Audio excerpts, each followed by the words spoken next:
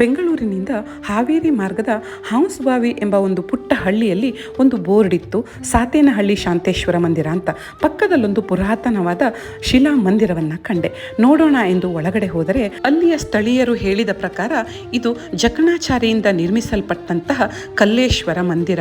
ಪುಟ್ಟ ಮಂದಿರ, ಆದರೆ ಅದ್ಭುತವಾದ ಶಿಲಾ ಕೆತ್ತನೆಗಳನ್ನು ಹೊಂದಿದೆ.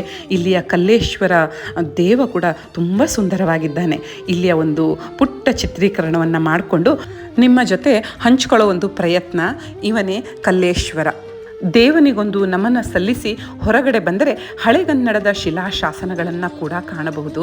ಅಂದಿನ ರಾಜರು ತಮ್ಮ ವಿಜಯೋತ್ಸವದ ನೆನಪಿಗಾಗಿ ಈ ತರಹದ ಪುಟ್ಟ ಮಂದಿರಗಳನ್ನು ನಿರ್ಮಾಣ ಮಾಡ್ತಾ ಇದ್ರಂತೆ.